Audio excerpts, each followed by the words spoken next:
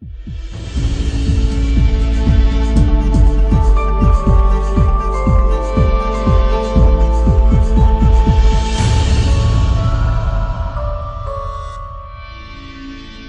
vamos falar um pouquinho sobre a genealogia de Jesus. Mateus, capítulo 1, a partir do versículo 1. Já que nós estamos celebrando, separamos esse tempo para celebrar e lembrar do nascimento de Jesus, é apropriado nós também nos atermos à sua genealogia, ou ao registro das suas gerações. Mateus, capítulo 1, versículo 1.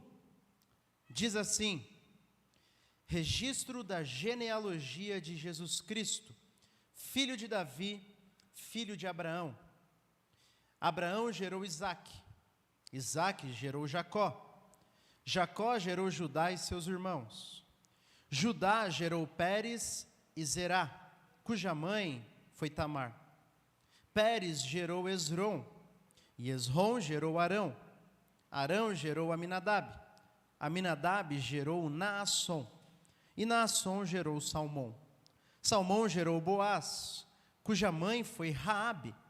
E Boaz gerou Obed, cuja mãe foi Rute. E Obed gerou Jessé, e Jessé gerou o rei Davi. Davi gerou Salomão, cuja mãe tinha sido mulher de Urias. Salomão gerou Roboão, Roboão gerou Abias, Abias gerou Asa, Asa gerou Josafá, Josafá gerou Jorão, Jorão gerou Uzias, e Uzias gerou Jotão, Jotão gerou Acás, Acás gerou Ezequias, Ezequias gerou Manassés, Manassés gerou Amon, Amon gerou Josias, e Josias gerou Jeconias e seus irmãos no tempo do exílio na Babilônia.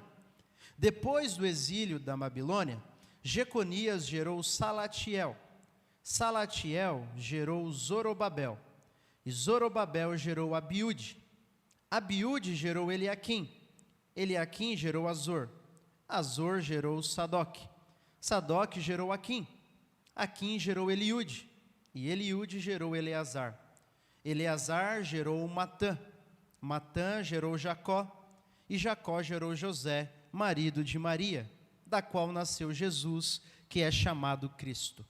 Assim, ao todo, houve 14 gerações de Abraão a Davi, 14 de Davi até o exílio na Babilônia, e 14 do exílio até Cristo. Até aqui a leitura da genealogia de Jesus Cristo. Fala a verdade, ler genealogia é meio chato, né? Vai dizer que você nunca chegou lá no livro das crônicas, no livro de números e pulou. Vai dizer. Chegou lá, falou, rapaz, eu não vou ficar lendo isso aqui não. Demora demais. Mas existe algo interessante a respeito das genealogias. Por que a Bíblia se detém tanto em falar sobre genealogia? Bom, no antigo Oriente Próximo, lá no antigo Oriente Médio, entre os sumérios, os acádios, o antigo Egito, os babilônicos, os assírios, e aqui dentre eles o povo hebreu, o recurso literário que você usava para conferir autoridade a alguém era a genealogia. Então tem uma lista famosa, um documento famoso, por exemplo, dos reis da Suméria. E nessa lista você tem os nomes desses reis.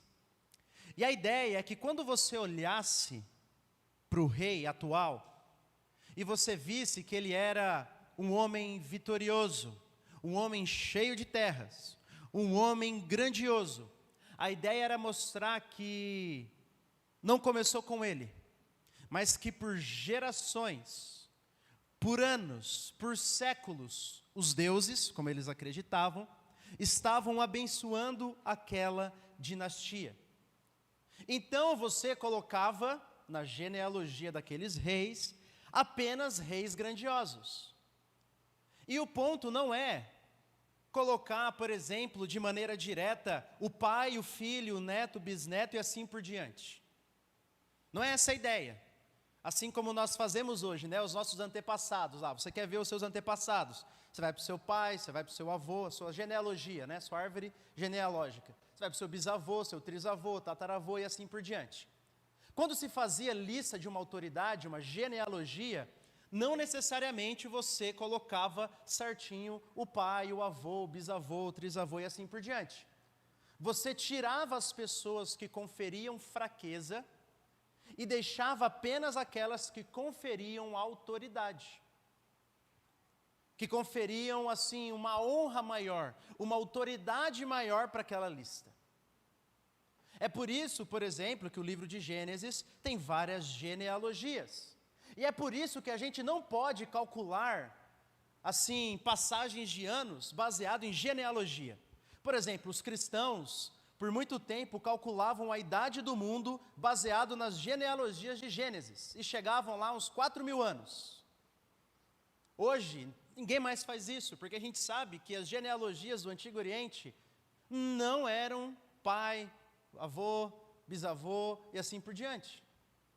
Você colocava apenas pessoas que conferiam autoridade, que traziam honra, que traziam assim uma ideia de poder à sua genealogia, para mostrar que você vinha de uma dinastia, de uma linhagem abençoada. E aí, quando você olha para a genealogia de Jesus, a maioria das pessoas aqui, talvez, a gente nem ouviu falar. Mas, quando você olha para a genealogia de Jesus, que nós acabamos de ver aqui, o que é que te chama a atenção? Quero que você responda. Raabe, o que mais? Oi? Só ter 3 mulheres citadas? O nome de 3 mulheres. 3 mulheres. O que mais? O que mais? Fato de ter mulheres é surpreendente. O que mais?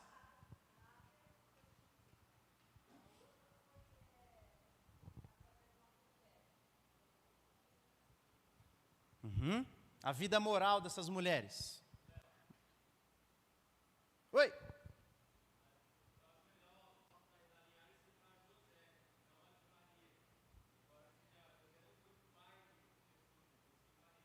Boa. Exato, ele segue até José. Isso mesmo. Ai, gente, o que mais chama atenção aqui?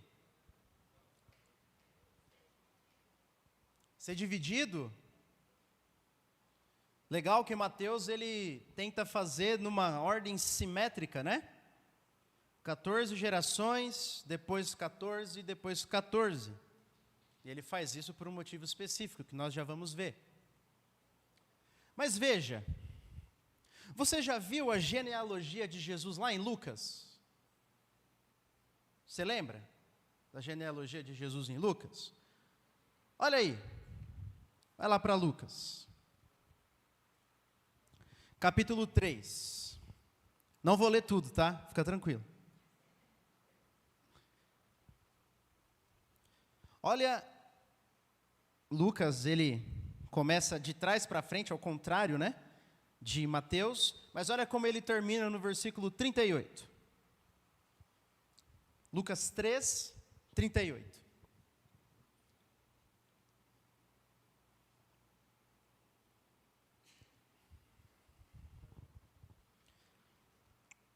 Alguém pode ler bem alto para a gente aí?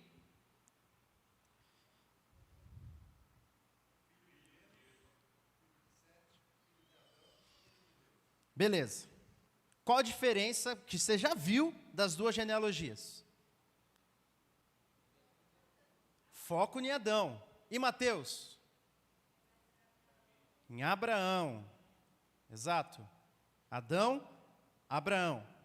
Por quê? Está errado a genealogia de um e do outro, está certo?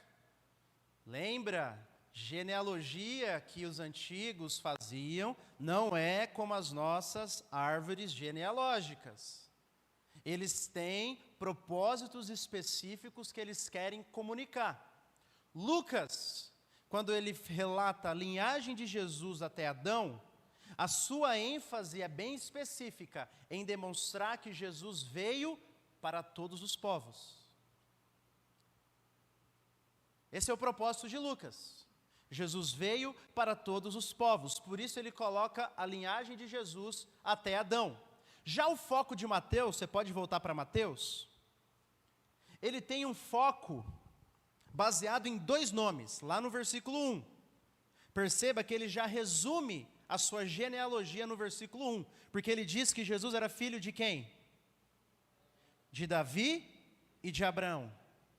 O foco então de Mateus, claro que ele acredita que Jesus veio para todos os povos, nós já vamos falar sobre isso, mas o foco dele é mostrar, Jesus é o Messias prometido. Jesus é aquele descendente que foi prometido a Abraão, que abençoaria todos os povos da terra. Falei que Mateus acreditava que Jesus veio também para todos os povos, mas ele faz isso ligando a Abraão. E também ligando a Davi. Não apenas o descendente de Abraão, mas o rei, o filho de Davi. Lá em 2 Samuel, capítulo 7, você vai lembrar da história. Davi queria construir um templo para Deus, lembra? Tinha um tabernáculo. Davi, ele vê o tabernáculo, mas ele fala, olha, eu quero construir um templo. Eu tenho um palácio, eu quero que Deus tenha um templo. E aí Deus fala, vai não, filho, pode parar aí. Derramou muito sangue, fica tranquilo, tá? Mas vem o teu filho que vai construir um templo. Só que daí, no meio daquelas promessas que Deus faz para Davi, ele diz que viria um descendente que teria o seu reino eterno. Obviamente não foi Salomão, porque Salomão, até onde consta, morreu, né? Então, o reino não foi eterno. Logo, descendente que Deus estava prometendo ali, como nós sabemos no Novo Testamento, era Jesus. E é por isso que Mateus está focando aqui. Olha, ele é filho de Abraão, ou seja, aquele descendente por meio do qual Deus abençoaria todas as famílias e povos da terra, e ele é o filho de Davi, o rei prometido.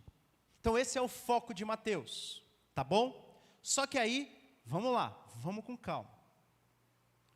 Vocês lembram que eu falei que no Antigo Oriente Próximo, você colocava, assim, você só fazia genealogia se você era uma autoridade.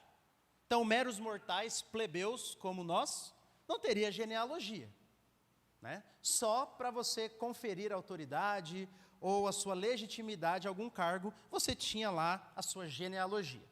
Só que lembra que eu falei que você só adicionava na sua genealogia pessoas que conferiam autoridade? Lembra, né? Então você tirava da sua genealogia aquilo que te traz vergonha, aquilo que vai trazer desonra. Então, é interessante, porque a maioria de vocês citaram as mulheres, nós já vamos falar das mulheres aqui, tá? Mas olha alguns homens, vamos olhar o principal aqui, tá? Davi. Vamos olhar Davi, lá no capítulo 1, de novo, tá? Mateus 1, versículo 6. Olha só o detalhe do texto. Olha só. E Jessé gerou o rei Davi, pai e filho. Aqui está tudo certo. Davi gerou Salomão, cuja mãe tinha sido mulher de Urias. Nós já vamos falar da mulher de Urias. Quem é a mulher de Urias? Você sabe, né? Quem? Batseba. Você percebe que todas as outras mulheres foram citadas pelo nome? Não foram? Tamar, Raabe e Ruth. Mas Batseba não foi citada pelo nome. Mas não apenas ela não foi citada pelo nome. Mateus ainda diz que ela tinha sido mulher de Urias. E que Davi gerou Salomão da mulher de Urias. O que você acha que Mateus está tentando mostrar aqui? O pecado. Ele poderia colocar, né? E Davi gerou Salomão de Batseba, não poderia? Eles já tinham se casado naquela época, né? Eles haviam perdido o bebê do adultério, depois haviam se casado e tido Salomão, dentro ali de maneira legítima. Mas por que será que Mateus coloca aqui a qual tinha sido mulher de Urias? Não porque ele queria envergonhar Batseba, nem envergonhar ninguém, mas ele queria enfatizar que Jesus veio de uma linhagem quebrada, manchada, e até mesmo o grande rei Davi, venerado, louvado pelos hebreus, pelos judeus, também tinha a sua parcela de culpa, também tinha mancha. Ele que era o grande rei, o mais benquisto, até por nós, a gente ama o rei Davi, mas até ele, o mais amado dentre os reis de Israel, tem as suas manchas, tem o seu passado manchado. Mas não apenas ele, Abraão também a gente sabe, né? Abraão a gente sabe. Abraão também não foi lá um cabra que fez tudo certo. E também Judá. Você lembra da história de Judá? Judá, a tribo de Judá, a gente lembra dos patriarcas, Jesus é o leão da tribo de Judá. Judá era também um imoral, um adúltero. Também. Então, gente, muitas coisas são interessantes, nós já vamos falar aqui das mulheres, mas os homens citados também, olha, alguns aqui têm o seu passado manchado. Manassés, o rei Manassés, lembra do rei Manassés? Sacrificou os seus filhos, a coisa mais abominável das práticas pagãs do Antigo Testamento. Manassés foi lá, sacrificou os seus filhos. O livro de Crônicas diz que ele também se arrependeu depois, assim como Davi se arrependeu depois do seu pecado. Mas a história está lá narrada. Fez práticas abomináveis. Abomináveis. Mas estão aqui listados. Então isso aí já é interessante. Então anota aí. Grava essa primeira parte. As genealogias colocavam pessoas que conferiam honra e autoridade. Mateus já coloca uns homens aqui que a gente não ia querer nem ter muita amizade, né? Agora, vocês aí, a maioria de vocês, citaram as mulheres. E é interessante porque, se já é ruim para aquela mentalidade, tá? Se já é ruim você citar homens que, assim, tiveram desonras na sua vida, pior ainda é você citar mulheres naquele tempo. Porque, veja, se o objetivo é você conferir força e autoridade para alguém, mulher, para a mentalidade daquela época, é o exato oposto. Você está conferindo fraqueza, fragilidade à sua genealogia. Então, colocar mulher numa genealogia assim, ó, era algo impensável. Porque você está fazendo justamente o oposto daquilo que a genealogia é para fazer, que é conferir autoridade. Mas ele coloca. Mas ele não coloca quaisquer mulheres aqui. Ele coloca, vamos lá, qual é a primeira que aparece aí? Tamar, depois Raabe, depois Ruth e depois Batseba. Vamos lá, vamos por partes. Quem era Raabe?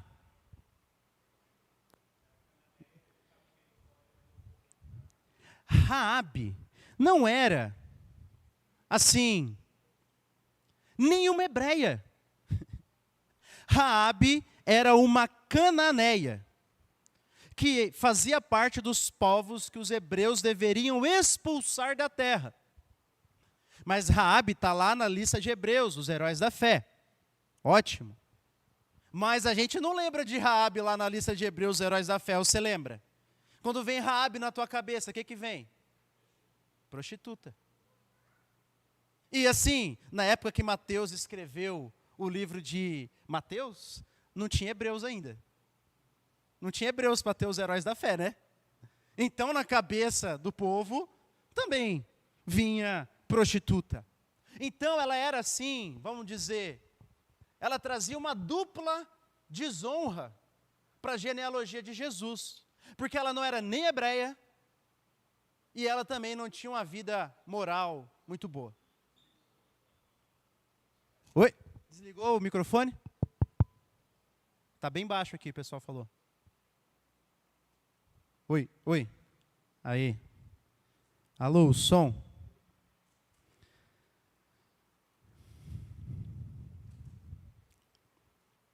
Beleza. Essa foi Raabe. Opa, mas eu pulei, né?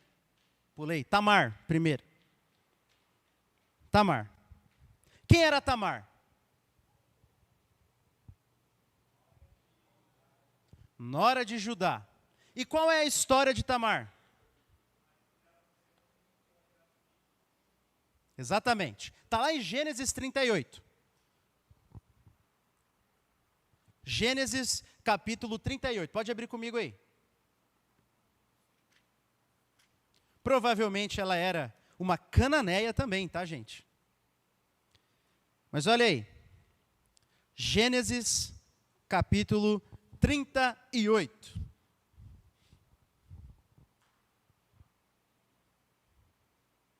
Olha o versículo 6. Judá escolheu uma mulher chamada Tamar para Er, seu filho mais velho, seu primogênito.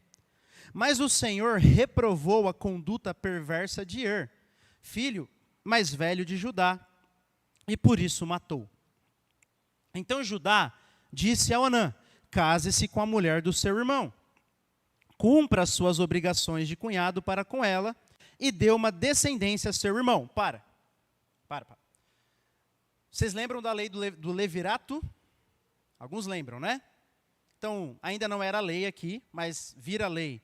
Aí em Levítico, livro de Levítico, que era o seguinte: se eu sou o irmão mais velho, caso com a minha esposa, e eu morro antes que ela gere filhos, então o meu irmão, meu segundo irmão, é obrigado a casar com a minha viúva, com a minha ex-mulher, né?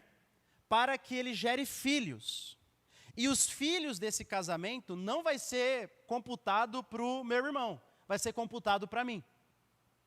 Porque a ideia é que tenha linhagem, que todo mundo tenha uma linhagem. Então essa era a lei do levirato, só que já era uma prática antiga. Já era uma prática, mesmo antes da lei do Antigo Testamento, essa já era uma prática. Então é por isso que Judá pega o seu segundo filho, Onã, e diz isso. Olha, versículo 8.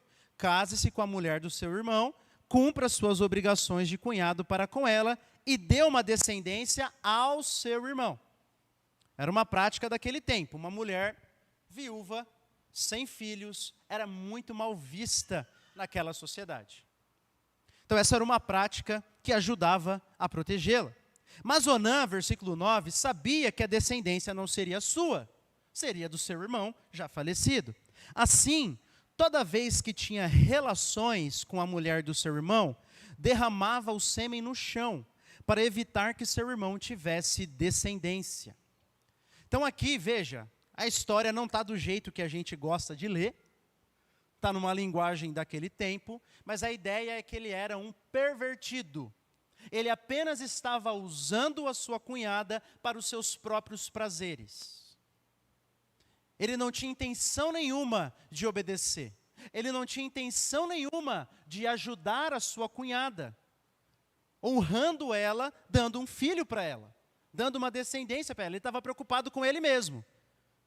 Ele não queria que os filhos fossem computados lá da descendência do seu irmão, mas ele queria ter relações com ela. Então, ele continuava fazendo isso. E aí, o versículo 10 diz que o Senhor reprovou o que ele fazia, e por isso também tirou a sua vida. Disse então Judá a sua nora Tamar, versículo 11, more como viúva na casa de seu pai, até que meu filho Selá cresça. Então Selá, que era o terceiro irmão, era muito jovem ainda para casar. Então Judá diz assim, vai para a casa do teu pai, e assim que meu filho ficar adulto, eu vou te dar ele em casamento. Mas olha só o que diz o versículo 11. Judá só disse isso porque temia que ele viesse a morrer como seus irmãos. Assim Tamar foi morar na casa de seu pai. Então Judá não tinha também a intenção de ajudar Tamar, não. Judá, sei lá, no que ele acreditava, tinha uma mentalidade meio errada, mas ele ficou com medo de que Tamar era culpada dos seus filhos terem morrido. Ele não via que a culpa deles terem morrido era dos próprios filhos. O texto diz que o Senhor reprovou a conduta dos filhos e por isso tirou a vida deles. A culpa não era de Tamar, a culpa era dos filhos que eram perversos. Parênteses, né? Como é difícil às vezes os pais enxergarem os pecados do filho, não é verdade? É difícil, irmão. Isso é lá de antigamente, não é de agora. Os pais protegerem os filhos, os pais passarem a mão na cabeça dos filhos, os pais esconderem os pecados dos filhos. Isso aí veio lá de antes. Fecha parênteses. Judá faz a mesma coisa aqui. E aí ele engana Tamar. E aí o texto diz que Tamar descobre que Selá já era adulto. E aí ela arma uma trama, se finge como prostituta, Judá passa por ela, e é Judá que diz assim, eu quero teus serviços. Judá faz isso. Ele chega lá e fala, eu quero os teus serviços, tá? E aí ela engravida de Judá. Claro que ele não sabia que era Tamar. Como eu não sei. Como eu não sei, talvez estava à noite, não tinha luz, não sei, né? Mas tá bom. Aí, olha só o versículo 16. Não sabendo que era sua nora, dirigiu-se a ela à beira da estrada e disse, venha cá, quero deitar-me com você. Ele que foi atrás. Ela lhe perguntou, e o que você vai me dar? O que vai ser de pagamento? Disse ele, eu lhe mandarei um cabritinho do meu rebanho. E ela perguntou, você me deixará alguma coisa como garantia, até que o mande? Disse Judá, que garantia eu devo te dar? Respondeu ela, o seu selo com o cordão e o cajado que você tem na mão. Ele os entregou e teve relações com ela. E Tamar engravidou dele. Ela se foi, tirou o véu e tornou a vestir as roupas de viúva. Continua o texto, olha só. Aí Judá mandou o cabritinho por meio do seu amigo, Adulamita, a fim de reaver da mulher sua garantia. Mas ele não a encontrou e perguntou aos homens do lugar, onde está a prostituta cultual que costuma ficar à beira do caminho de Enaim? Eles responderam, aqui não há nenhuma prostituta cultual. O bicho começou a pegar aqui. Versículo 22. Assim ele voltou a Judá e disse, não a encontrei. Além disso, os homens do lugar disseram que lá não há nenhuma prostituta cultual. E disse Judá, fique ela então com o que lhe dei. Não quero que nos tornemos objeto de zombaria. Afinal de contas, mandei a ela este cabritinho, mas você não a encontrou. Agora vem o resto da trama, o final. Versículo 24.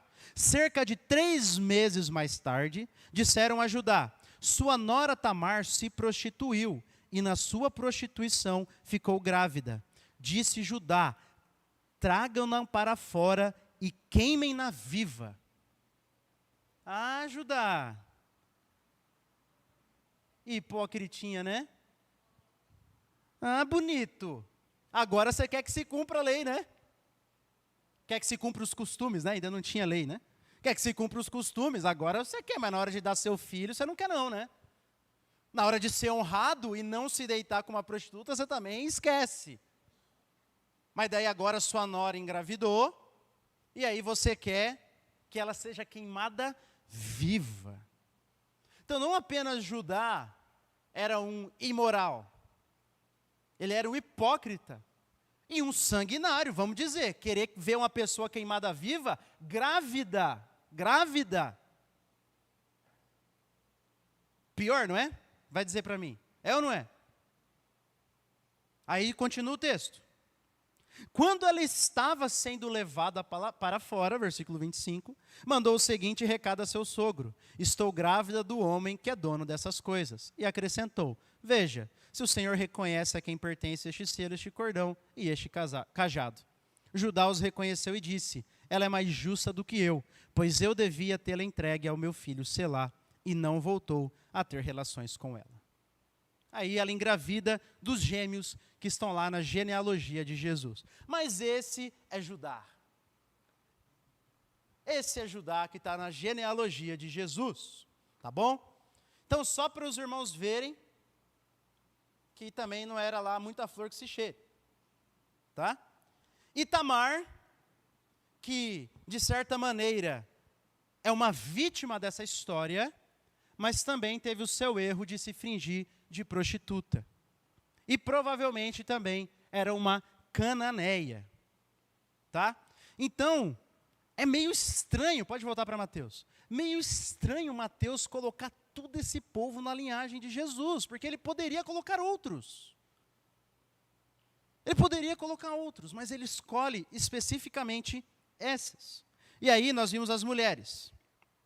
Primeiro Tamar, né, nós vimos Raabe, inverti a ordem, uma cananeia, prostituta, que depois entrou no povo de Deus, se arrependeu, está na galeria dos heróis da fé. Depois vem, nós vimos agora Tamar. E agora qual é a terceira mulher que aparece? Ruth. Ruth, que tem a sua história narrada no livro de Ruth. E quem era Ruth? Ruth, até onde sabemos, não tem nada de imoral na sua história. Não tem nada de imoral na sua história. Pelo contrário, uma mulher que é assim, tem uma atitude louvável nas Escrituras. Ela abandona seus deuses, abandona o seu povo para entrar no povo de Deus, no povo de Israel, seguir a sua sogra. Mas Ruth, ela era de qual povo? Moabita. E qual é a origem dos moabitas? Vocês lembram? Qual é a origem dos moabitas?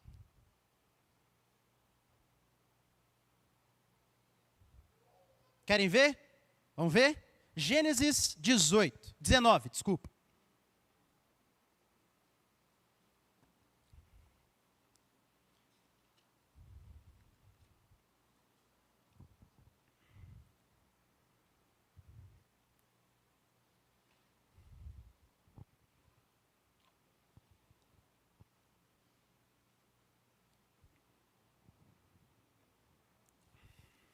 Gênesis 19, versículo 30. Já está aí no título, talvez você já lembrou da história, né? Ló partiu de Zoar, Gênesis 19, 30, com suas 2 filhas, e passou a viver nas montanhas, porque tinha medo de permanecer em Zoar. Ele e suas 2 filhas ficaram morando numa caverna. Um dia, a filha mais velha disse à mais jovem: nosso pai já está velho, e não há homens nas redondezas que nos possuam, segundo o costume de toda a terra. Vamos dar vinho a nosso pai, e então nos deitaremos com ele para preservar a sua linhagem. Naquela noite deram vinho ao pai, e a filha mais velha entrou e se deitou com ele. E ele não percebeu quando ela se deitou, nem quando se levantou. Aí versículo 34 diz que fez a mesma coisa a filha mais nova. Aí versículo 36. Assim, as 2 filhas de Ló engravidaram do próprio pai. A mais velha teve um filho e deu-lhe o nome de Moabe. Este é o pai dos moabitas até o dia de hoje. Essa é a origem dos moabitas.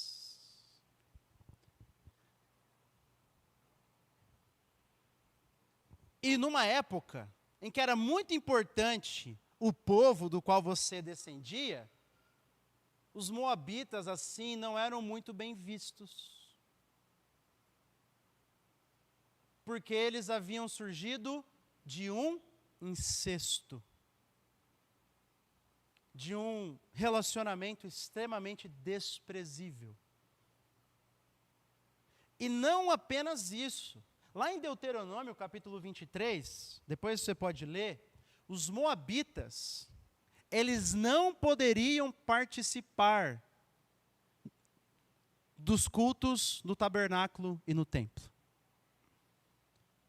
Por causa dessa linhagem, provavelmente os moabitas eram afastados. Eles eram um povo amaldiçoado. Eles não poderiam participar. Então, Ruth não tem nada que a desabone em sua conduta, mas na sua linhagem tem. O povo que ela pertence era um povo que havia surgido de um pecado terrível, terrível. E além disso, era um povo que não poderia adentrar, participar dos cultos lá no templo ou no tabernáculo. Pode voltar lá para Mateus.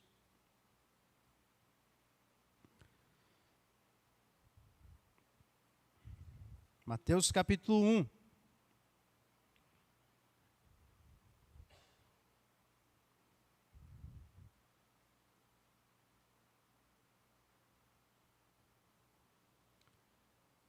Então já vimos Tamar, Raabe, Ruth. Eita. Não foi um anjo não, fui eu, tá? Ruth. E agora falta só uma. Falta Batseba. Já falei que Mateus esconde o nome dela não para trazer vergonha para ela, mas para trazer para Davi. Mas Batseba também tem todo um contexto de uma vida, de um ato imoral, um contexto de adultério com o rei Davi. Mas não apenas isso. Nós não sabemos 100% de certeza de qual povo ela pertencia. Provavelmente ela era uma hebreia, mas Urias era um hitita. Urias não era um hebreu, era um hitita, que era o povo que habitava ali na região da Turquia. Hoje, da atual Turquia, naquele tempo não era Turquia. Ele era de um povo estrangeiro, de um povo de fora. E os casamentos mistos não eram permitidos e nem bem vistos naquele tempo. Então essas são algumas características da genealogia de Jesus. É muito estranho Mateus ter colocado mulheres. E as mulheres que ele colocou, ainda tem, não só elas, os homens também, mas só encerrando essa parte das mulheres, tem histórias manchadas.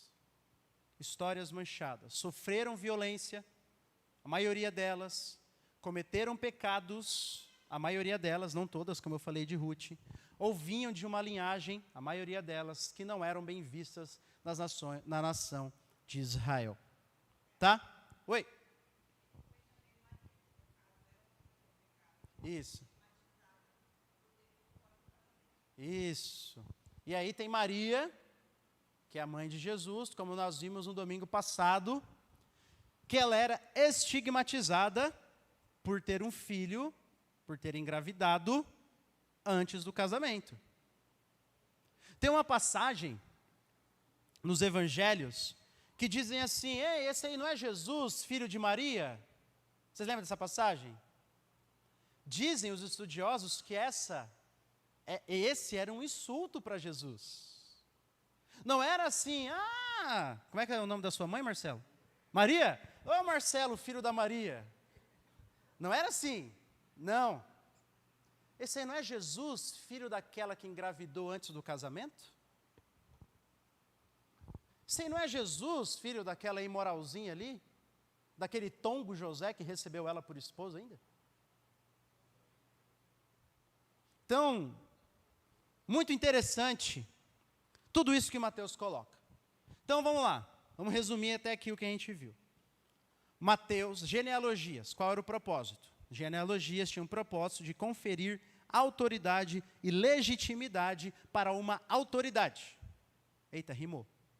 Tá? Para uma autoridade. Só que você colocava apenas pessoas que traziam honra e imagem de força.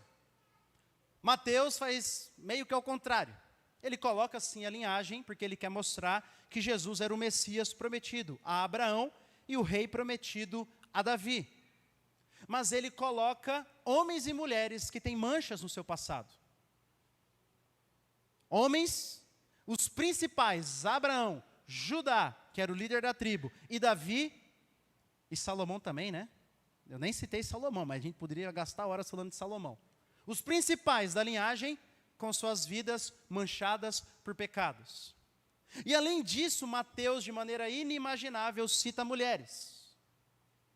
Todas também com manchas em seu passado, ou por coisas que fizeram, ou por coisas que sofreram, ou pela linhagem, como Ruth, da qual ela vinha. Agora, vem uma pergunta.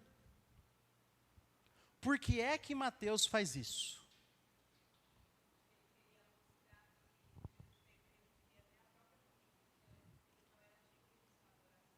Boa, olha só, que Jesus veio para redimir até a sua própria família. Ou como dizia João Batista, né? Vocês acham que só por serem judeus vocês já estão tudo salvo? Né? Deus pode suscitar dessas pedras filhos de Abraão, né? João Batista fala. Uma boa aplicação.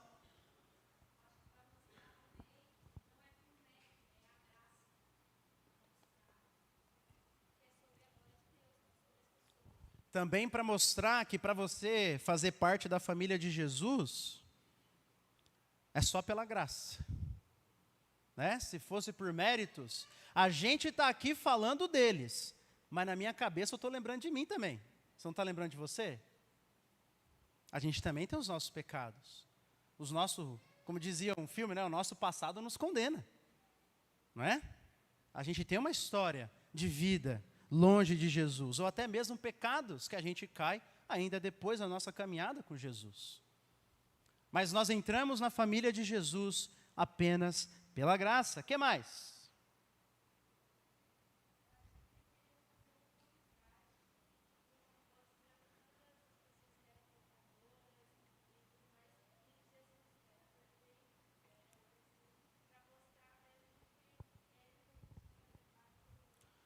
Boa! Esther está lembrando, está dizendo que ela também acha que Mateus faz isso para fazer um contraste. Todos aqui são pecadores, mas tem um que não tem pecado. Tem um que não tem pecado, que é Jesus, o único perfeito. Boa! O que mais?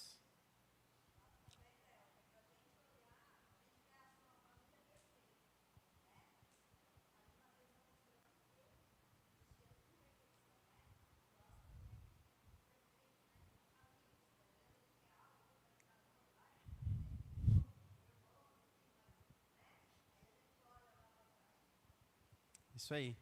A gente sonha com as famílias a propaganda de margarina, né? Todo mundo sorridente, café da manhã, aquele sorriso branco, coisa linda.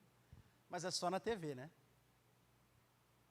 Se a família de Jesus era quebrada, eu não sou melhor do que Jesus. Nem um pouco. Nem um pouco. Gente, tudo o que vocês falaram está correto. Eu sei que se eu deixasse mais tempo, vocês iam falar ainda mais coisas. Mas deixa eu tentar trazer aqui três motivos pelos quais Mateus provavelmente faz essa genealogia toda, entre aspas, bagunçada aqui. Primeiro, Mateus, ele quer mostrar que Jesus, ele olha para os desprezados. Quando você está fazendo uma linhagem de rei, até hoje, você só olha para os de sangue bom, né? Você quer olhar para a dinastia, para os reis maravilhosos, para as rainhas maravilhosas. A gente olha como o mundo, mas Deus não olha como o mundo. E aqui, de certa forma, Mateus está dizendo, olha, esse Jesus, esse Messias, ele se importa com essas pessoas que são desprezadas pela sociedade, mas que fazem parte, que por meio do arrependimento e da graça fazem parte da família de Jesus. Ele olha para os estrangeiros, ele olha para os pobres, para os desprezados. Lembra de Ruth que teve que mendigar? Ele olha para as que engravidaram fora do casamento, como Maria, como Tamar, como Batseba. Ele olha para aqueles que a nossa sociedade despreza. Mas Jesus, por meio da sua graça, Ele adota pessoas na sua família imperfeitas. Pessoas que têm um passado manchado, mas que pela graça, por meio do arrependimento e da fé, entram e começam a fazer parte da família de Jesus. Uma outra implicação aqui é que não importa quem você é, a sua linhagem, da onde você vem, e nem os pecados que ficaram para trás. Não existe nenhum pecador que não possa ser alcançado pela graça. Esse é o ponto. Gente, os pecados que nós vimos aqui são terríveis. A gente lembra do adultério de Davi, né? Beleza? Mas vocês lembram o que Davi fez para cobrir o adultério? Ele planejou o assassinato até conseguir, de Urias. Vocês viram o que Judá quis fazer? Queimar uma mulher grávida, viva. Nós não estamos falando aqui de, contei uma mentirinha. Beleza, mentirinha é pecado também. Mas nós estamos falando de coisas que hoje seriam penas graves, e dependendo do país, pena de morte. Nós estamos falando de pecados terríveis e grotescos até para a nossa sociedade, que a gente acha que é mais liberal. Não é verdade? Qual é o ponto aqui? Não existe ninguém em um buraco tão profundo que Jesus não possa resgatar. Não existe. Isso tem que nos fazer continuar anunciando o Evangelho, continuar orando, continuar intervindo na vida dessas pessoas, na vida dessas pessoas. E também, um outro ponto, não importa muito se você vem da linhagem, entre aspas aqui. Não importa muito se você cresceu na igreja. Não importa muito se você tem uma vida ilibada. Não importa muito. Nós só entramos na família de Jesus pela graça. Nós só entramos na família de Jesus pela graça. Esse é o ponto. Tá? Então, essas são 3 implicações que nós podemos tirar do texto, do porquê que Mateus cita todos esses, entre aspas, pecadores, aqui na linhagem de Jesus. 2 considerações. Primeiro, cuidado com o menosprezo, não é verdade? Cuidado com o preconceito. Cuidado com menosprezar as outras pessoas.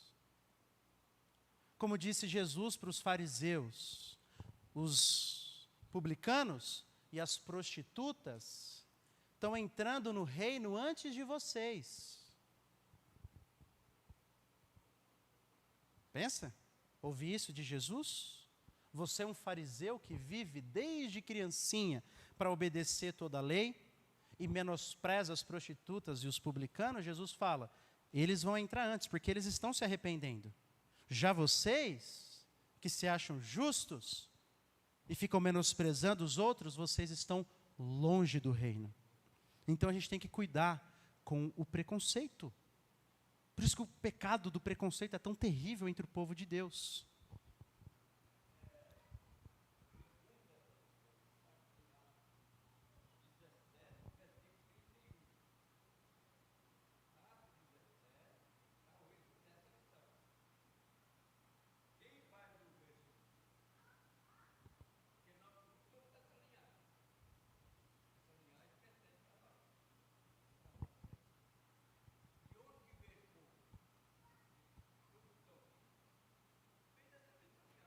É isso aí.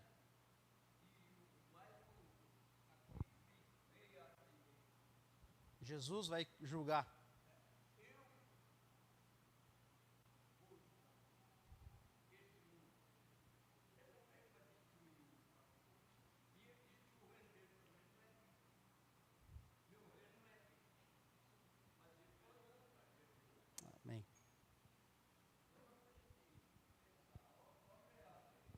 Isso aí.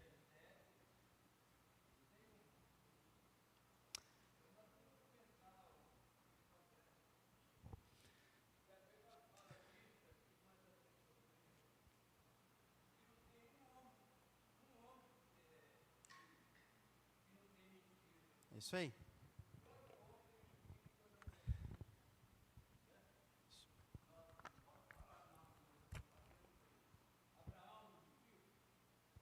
Abraão, Isaac, Jacó, todo mundo. Eu, todos nós. Isso mesmo. Somos todos pecadores, salvos pela graça de Jesus. E a última. Esse texto, irmãos, tem uma mensagem, além de todas que eu falei, mas tem uma mensagem muito bela. Como eu falei, todos esses pecados são terríveis, não é? Todos. Mas Deus é soberano até sobre os nossos erros. Até sobre os nossos erros. Não é verdade? Não é isso que está mostrando aqui? Por que Ruth entrou na linhagem de Jesus, você lembra? Foi um pecado de Noemi, do seu marido. Eles não deveriam deixar a terra, mas eles deixam a terra, vão até Moabe. Nós vamos ano que vem expor o livro de Ruth, mas vou dar um spoiler. Eles vão até a terra, lá no reino de Moabe, eles não deveriam. Os filhos cometem pecado e casam com moabitas. Ruth era uma moabita, não deveria. E ela está na linhagem de Jesus. O que é isso? Graça de Deus e a soberania até sobre os nossos erros. Os nossos erros não podem impedir que os planos de Deus sejam completos, sejam cumpridos.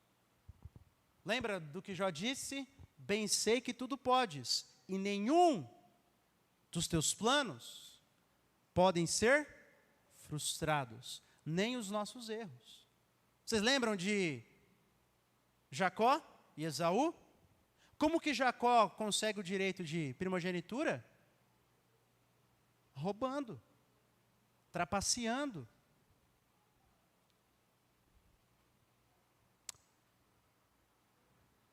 Deus é soberano. Isso é uma mensagem graciosa para nós.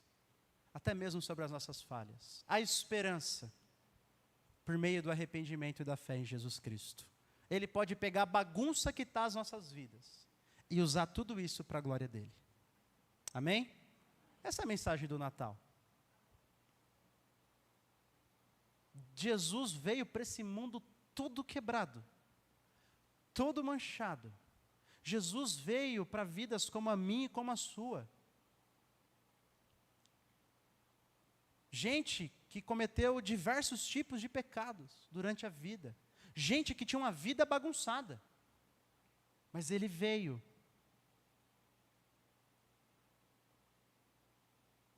para que por meio dele nós pudéssemos ter paz com Deus. Então lembre-se disso. Se você se sente desprezado, manchado por quem você é, pelo que você fez, lembre-se que se você pertence à família de Jesus, você já está limpo diante de Deus. Você já está lavado. Você já foi perdoado. Você já foi comprado. Você já foi transformado. Amém? Alguém tem mais alguma pergunta? Alguma consideração? Vamos encerrar com o texto lá em 2 Coríntios. 1 Coríntios, desculpa. 1 Coríntios 6. Vou ler em outra tradução aqui.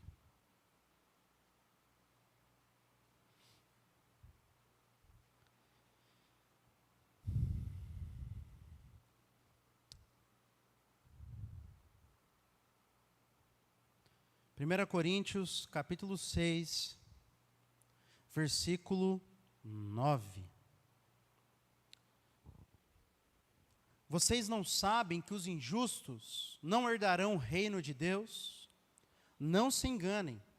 Aqueles que se envolvem em imoralidade sexual, adoram ídolos, cometem adultério, se entregam a práticas homossexuais, são ladrões, avarentos, bêbados, insultam as pessoas ou exploram os outros, não herdarão o reino de Deus. Vocês viram que eu usei uma tradução que dá uma explicadinha, uma melhor explicada nos termos. Então a gente gosta de citar esse texto às vezes, né? Nas brigas de internet aí, é sempre esse texto que cita. Esse é o de Apocalipse. Não, mas esses aí não fazem parte do reino de Deus. Não fala, beleza, está certo.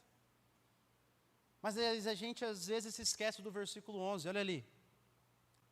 Tal fostes alguns de vós. Alguns de vocês eram assim como vocês se envolviam em imoralidade, em adultério, em práticas homossexuais, eram beberrões, eram imorais, mas foram purificados e santificados, declarados justos diante de Deus, no nome do Senhor Jesus Cristo e pelo Espírito de nosso Deus. Aleluia. Como o irmão Manuel falou, todos nós temos nossos pecados.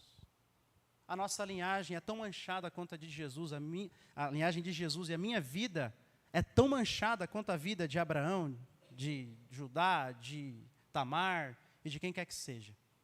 Mas a mensagem do Natal é que nós somos comprados, justificados e perdoados por Deus.